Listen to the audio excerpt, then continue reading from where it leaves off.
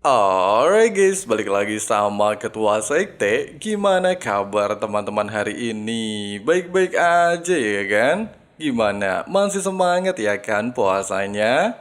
Nah, di video kali ini kita bakalan ngelanjutin lagi pembahasan spoiler versi novel Solen 2,5 ya guys ya. Seperti biasa buat teman-teman yang baru gabung atau belum sempat nyimak pembahasan spoiler-spoiler bagian sebelumnya, Abang Frank saranin nonton dulu ya guys ya, supaya teman-teman gak gagal paham ngikutin kelanjutan spoiler di bagian kali ini. Untuk linknya udah ada di kolom deskripsi. Oke lah guys, nggak usah kebanyakan drama lagi di awal video. Langsung aja kita terobos versi novelnya ya guys ya.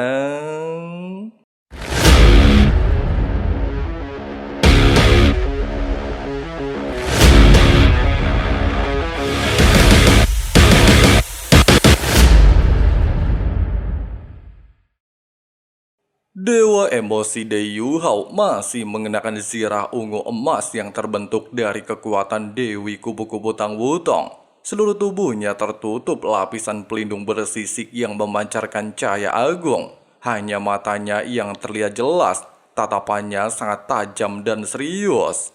Di hadapannya, formasi hukuman dosa asal terus memancarkan tekanan luar biasa. Kekuatan itu bukan hanya berasal dari 7 dewa dosa asal dan dewa kehancuran, melainkan juga dari seluruh alam dewa. Seolah-olah pusat dunia sedang menarik seluruh energi untuk menekan mereka. Ruang terasa berat, udara dipenuhi tekanan tak kasat mata. Yang lebih berbahaya, formasi itu membangkitkan emosi negatif dalam diri setiap orang yang berada di dalam jangkauannya. Keserakahan, kebencian, nafsu, amarah, dan berbagai pikiran gelap peran muncul dari lubuk hati. Meski mereka adalah dewa tingkat pertama dengan mental kuat, pengaruh itu tetap menggerogoti kekuatan ilahi mereka sedikit demi sedikit. Jika dibiarkan, mereka akan melemah tanpa perlu dikalahkan secara langsung. Dewa emosi menoleh kepada Rong Nianbing alias gurunya. Wajah Rong Nianbing terlihat muram dan menjelaskan, formasi tersebut adalah salah satu dari 3 formasi ilahi utama di alam dewa. Satu-satunya cara untuk melawannya hanya dengan membentuk formasi hukuman ilahi melalui para dewa elemen. Namun saat ini, mereka tidak memiliki cukup kekuatan ilahi dan tidak menguasai pusat alam dewa sebagai inti formasi. Dengan kata lain, mereka tidak bisa menggunakan metode tersebut. Dewa Cahaya juga menyampaikan kekhawatirannya. Jika 2 formasi besar saling bertabrakan, dampaknya bisa merobek alam dewa dan kehancuran bisa tak terkendali. Jika keadaan terus seperti ini, mereka hanya akan kehabisan energi dan akhirnya ditangkap. Rong Nianbing lantas mengambil keputusan dengan cepat. Mereka harus mundur dan mencari jalan lain. Tidak semua bisa tumbang di tempat ini. Jika masih ada kesempatan menyelamatkan keluarga Dewa Laut, mereka harus bertahan hidup dan mengumpulkan kekuatan lebih besar. Tidak basa-basi, Dewa Emosi segera menerima tugas memimpin pelarian. Tanpa ragu, dia memusatkan kekuatan. Cahaya terang meledak dari tubuhnya, dan di belakangnya muncul mata vertikal raksasa. Mata itu memancarkan cahaya aneh, seolah-olah mencerminkan seluruh alam semesta di dalam pupilnya. Waktu, ruang, elemen, dan berbagai emosi berkelebat dalam kekacauan. Namun di tengahnya terdapat prinsip langit dan bumi yang tertata rapi. Di saat 7 dewa elemen segera berkumpul di belakangnya, Rong Nianbing mengangkat roda cahaya 7 cincinnya untuk membantu menahan tekanan formasi dari luar, menciptakan celah sementara. Di kejauhan, 7 dewa dosa asal tetap bersinar terang. Mereka tidak segera menyerang, seakan memberi ruang bagi lawan untuk mengumpulkan kekuatan. Tiba-tiba, cahaya emas cemerlang melesat ke langit. Sebuah jalan emas selebar puluhan meter terbentang lurus menuju cakrawala. Inilah teknik fusi roh antara Dewa Emosi dan Dewi Kupu-Kupu, disebut juga sebagai jalan emas surgawi. Pada saat berikutnya, Cahaya 8 cincin dari Dewa Emosi bersinar kuat. Lapisan energi emas menyelimuti Rong Nianbing dan para Dewa Elemen. Mereka melesat menyusuri jalan emas, berusaha keluar dari wilayah tekanan formasi. Mereka tidak perlu mengkhawatirkan Dewi Kehidupan. Sebagai istri Dewa Penghancur dan seorang Dewa tertinggi, keselamatannya hampir pasti terjamin. Prioritas mereka sekarang adalah bertahan hidup dan mencari dukungan. Namun pelarian tidak berjalan mulus. Dewa Keserakahan dengan aura emas gelap transparan tiba-tiba menggerakkan tangannya. Ruang di depannya berubah warna menjadi emas gelap. Di kejauhan, cahaya 7 warna dari formasi hukuman dosa asal tiba-tiba meningkat.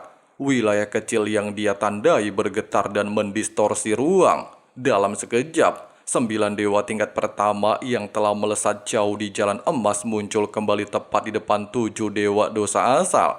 Mereka dipaksa kembali ke area formasi. Kejadian barusan jelas membuat Dewa Emosi terkejut. Ternyata, formasi musuh bukan sekedar tekanan, tetapi juga mampu mengendalikan ruang dalam cangkupannya.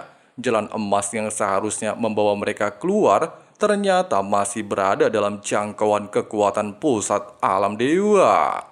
Dewa Keserakahan menatap mereka dengan penuh keyakinan. Dalam formasi hukuman dosa asal, kekuatannya diperkuat dan dilindungi. Selama mereka berada dalam wilayahnya, mereka tidak akan bisa berbuat apapun.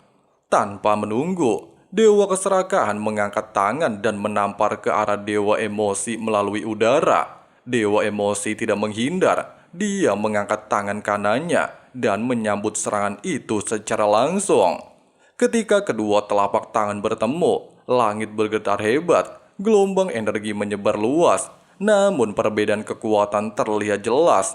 Guncangan yang diterima Dewa Emosi jauh lebih besar, sementara kekuatan Dewa Keserakahan direndam dan diperkuat oleh formasi di belakangnya.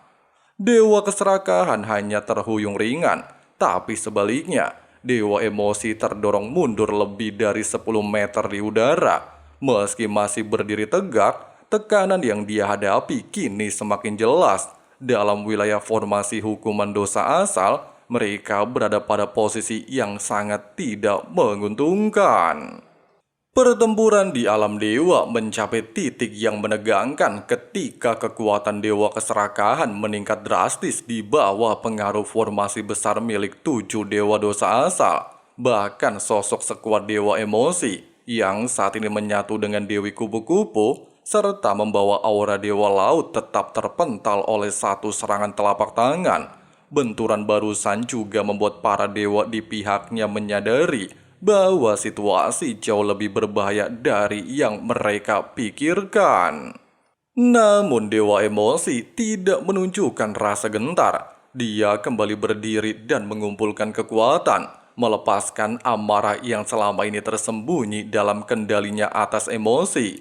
Dari tubuhnya memancarkan tekanan luar biasa, seolah-olah langit runtuh di sekelilingnya. Bayangan kalajengking raksasa muncul di belakangnya, melambangkan ledakan kemarahan yang mempengaruhi seluruh medan perang. Bahkan para dewa dosa asal yang berada dalam formasi hukuman besar merasakan getaran halus dalam hati mereka.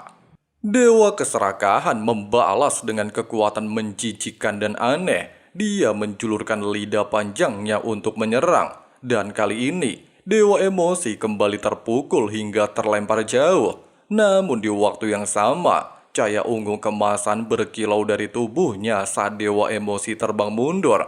Bahkan dalam sekejap, lidah Dewa Keserakahan membeku menjadi es dan kaku di udara. Ekspresinya yang penuh keserakahan membatu bersama serangannya sendiri.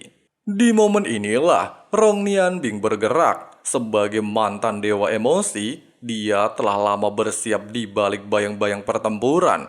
Di tangannya muncul sebilah pisau panjang yang tidak memiliki bentuk fisik, melainkan tersusun dari cahaya 7 warna.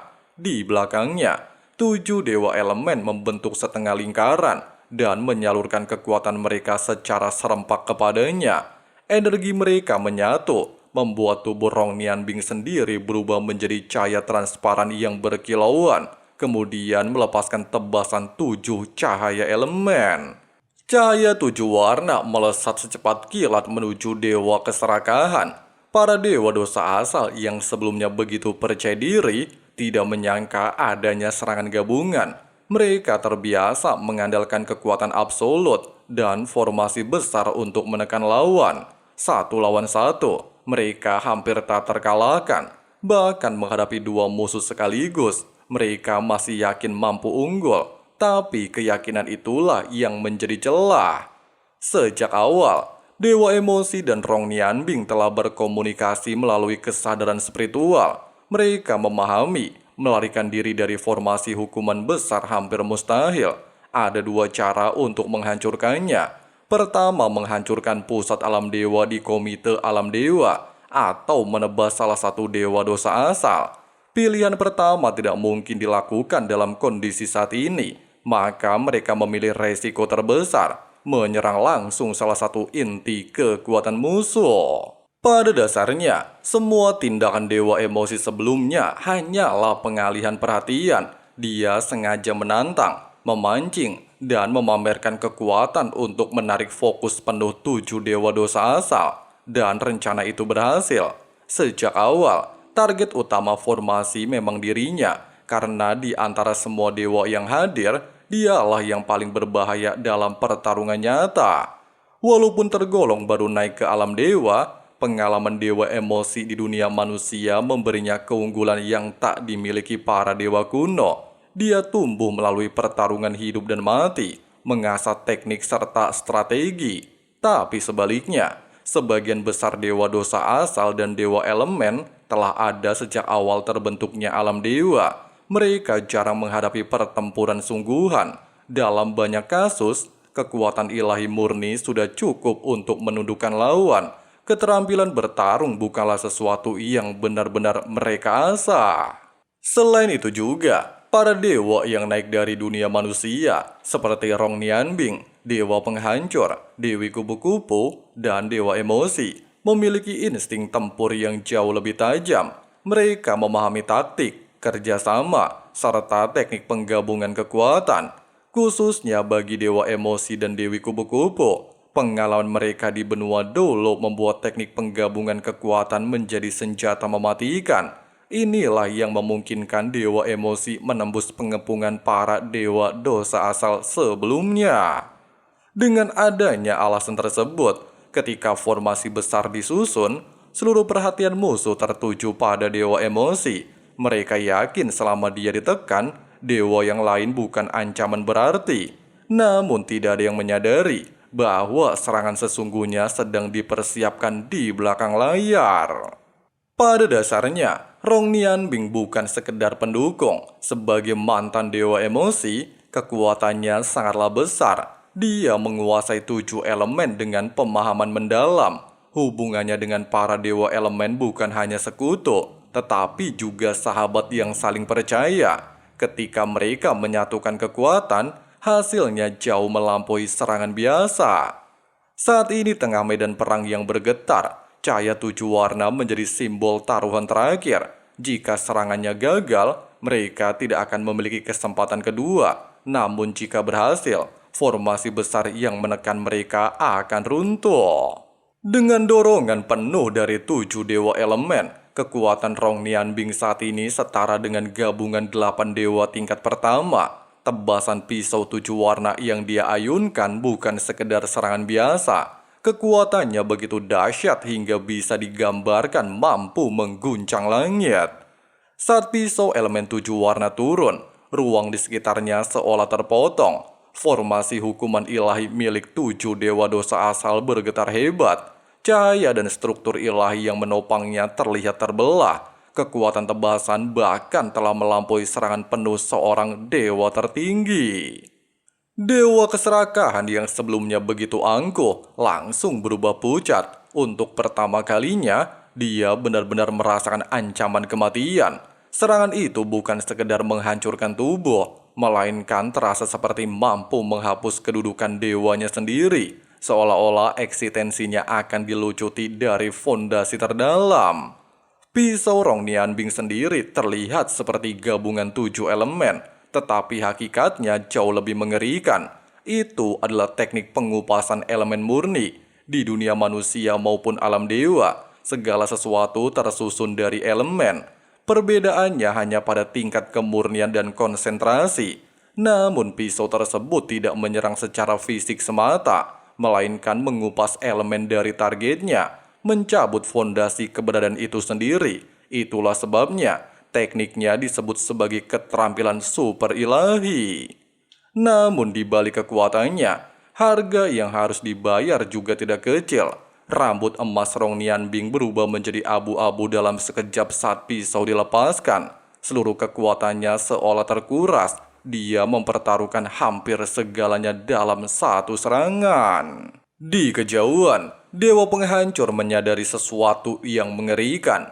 Dia menyadari bahkan jika dirinya berada di posisi Dewa Keserakahan, dia tidak akan mampu menghindari atau menahan tebasan tersebut. Baru saat ini dia akhirnya benar-benar memahami kenapa Dewa Laut membiarkan Rong Nianbing tetap berada di alam dewa. Dengan dukungan Dewa Elemen, dia mampu menghasilkan kekuatan tempur yang luar biasa. Penyesalan muncul di hati Dewa Penghancur.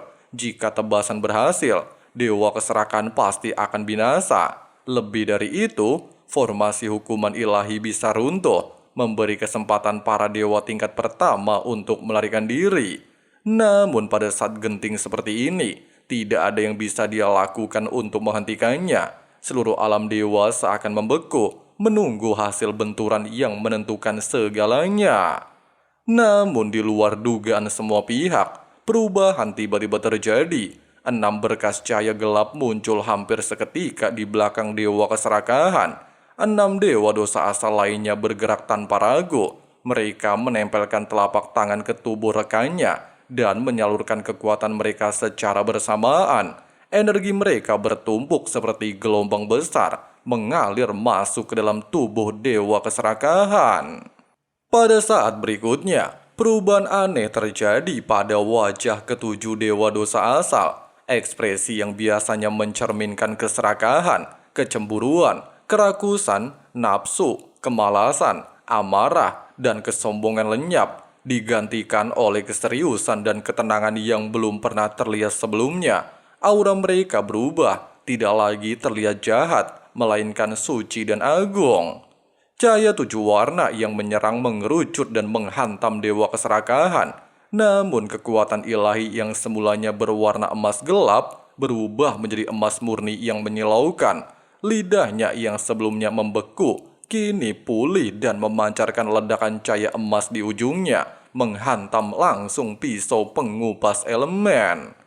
Benturan menghasilkan dengungan rendah yang mengguncang seluruh alam dewa. Gelombang kejut menyebar ke segala arah. Ratusan dewa tingkat 2 dan 3 yang berada di belakang 7 dewa dosa asal terpental dan kehilangan sebagian besar kekuatan ilahi mereka.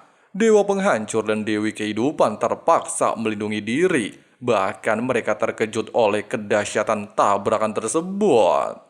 Di sisi lain, Dewa Emosi sendiri terseret oleh gelombang energi dan menghantam kastil kuno di tanah terlarang para dewa. Armor ungu emasnya hancur menjadi cahaya, memperlihatkan kembali wujud Dewi Kupu-Kupu yang pucat dan kelelahan dalam pelukannya. Ledakan emas dan 7 warna kembali meletus. Pusaran kekuatan ilahi raksasa terbentuk di langit, menghancurkan segala sesuatu di sekitarnya. Bahkan 2 dewa tertinggi harus mundur. Namun beruntung, 7 dewa dosa asal dan 7 dewa elemen bersama-sama mengangkat pusaran itu ke langit, sehingga tidak memusnahkan dewa-dewa lain yang lebih lemah. Badai energi berlangsung beberapa menit sebelum akhirnya mereda. Singkatnya, ketika semuanya kembali tenang, pisau pengupas elemen di tangan Rong Nianbing telah hancur sepenuhnya. Dia dan 7 dewa elemen terpental jauh. Darah mengalir dari sudut mulut mereka. Kekuatan ilahi mereka hampir habis. Mereka terluka parah dan nyaris tidak mampu kembali bertarung. Tapi sebaliknya, 7 dewa dosa asal masih berdiri tegak. Cahaya kuat di tubuh mereka memang memudar, tetapi aura mereka stabil dan kembali seperti semula. Ekspresi mereka tetap serius dan tenang. Dewa emosi menopang Rong Nianbing dengan wajah tidak percaya. Rencananya terasa sempurna. Dia telah menarik perhatian, menciptakan celah, dan memberi kesempatan pada serangan pamungkas. Namun hasil di depannya benar-benar di luar harapan. Pada saat ini, Yu Hao baru menyadari kesalahannya. 7 dewa dosa asal memang mewakili dosa, tetapi mereka bukan dosa itu sendiri, melainkan dewa yang mengendalikan dosa. Sebagai dewa, hakikat mereka adalah pengendali, bukan budak dari kekuatan yang mereka wakili. Keserakahan, kecemburuan, amarah, dan lainnya hanyalah energi yang mereka atur dan serap dari alam bawah. Ketika krisis sejati datang, mereka tetaplah dewa. Mereka tidak akan membiarkan salah satu dari mereka binasa begitu saja.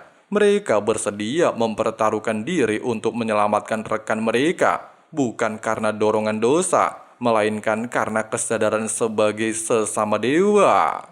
Dengan adanya fakta tersebut, dewa emosi akhirnya memahami satu hal. Pengalamannya di dunia manusia memang memberinya keunggulan dalam teknik bertarung. Tetapi pemahamannya tentang hakikat alam dewa masih kurang dalam. Dia telah mengira bahwa sifat dosa akan membuat mereka egois. Tetapi dia benar-benar keliru.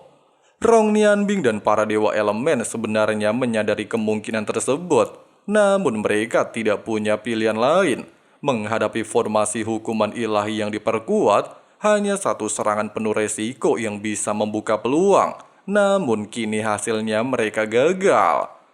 7 dewa dosa asal hanya mengorbankan sebagian kekuatan dari formasi, sementara pihak dewa elemen menguras kekuatan mereka. Dalam kondisi seperti ini, keseimbangan telah runtuh. Para dewa elemen terluka dan hampir tidak memiliki sisa tenaga. Tapi sebaliknya, 7 dewa dosa asal masih utuh, sehingga sudah menandakan kemenangan akan segera ditentukan. Wadidaw, gila ya guys ya. Meskipun Rong Nianbing alias Guru Huo Yu Hao udah pakai gabungan 7 kekuatan sama dewa elemen, tapi tetap aja nggak bisa ngalahin formasi hukuman dosa asal ya guys ya. Bahkan ketika kekuatan pihak dewa emosi benar-benar habis, kekuatan 7 dewa dosa asal masihlah utuh. Sehingga pertarungan sudah bisa ditentukan hasilnya ya guys ya. Tapi nggak ada yang tahu ya kan gimana ke depannya. Jadi biar teman-teman gak ketinggalan update dan spoilernya, langsung aja klik subrek dan nyalain notifikasinya ya guys ya. Makasih banyak banget buat teman-teman yang udah nonton videonya sampai habis. Di sini Abang Frengsi Ketua Sekte undur diri dulu. See you and bye.